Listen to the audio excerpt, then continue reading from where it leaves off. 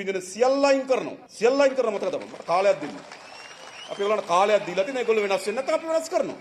එතකොට මොකද වෙන්නේ? අර මධ්‍යම ආණ්ඩුව ඉතුරු කරගන්න සල්ලි උපයා ගන්නා ධනෙ ග්‍රාමීය ජනතාවගේ සේවාවන් සඳහා එනවා. හැබැයි ග්‍රාමීය ජනතාවට ඕන සේවාව මොකද්ද කියලා කියන්නේ කවුද?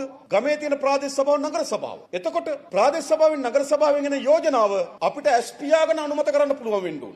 ඉල්ලා තියෙන කොන්ක්‍රීට් පාරක්. අපිට විශ්වාස වෙන්න ඕන කොන්ක්‍රීට් එක ඔක්කොම පාරට යනවා කියලා. ඉතින් එහෙම විශ්වාස වෙන සභාව තියෙන කාතේ අපේ කණ්ඩායම තමයි ප්‍රාදේශ සභාවේ ඉන්නේ. සතයක් හොරකම් කරන්නේ නැති කණ්ඩායම, සතයක් නාස්ති කරන්නේ නැති කණ්ඩායම ඇස්පියාගෙන යෝජනාවට සල්ලි ඕන. වෙන කාට හරි ගිහලා ඒගොල්ලෝ ඉල්ලුවොත් දෙපාරකට වඩා හිතනවා. කොන්ක්‍රීට් පාරක් ඉල්ලලා දෙන පාරට කොච්චරද සභාපතිට කොච්චරද? මධ්‍යම ආණ්ඩුවේ සල්ලි උපයලා ඉතුරු කරගෙන පහලට එවන්නේ හොරකම් කරන්න නාස්ති කරන්න.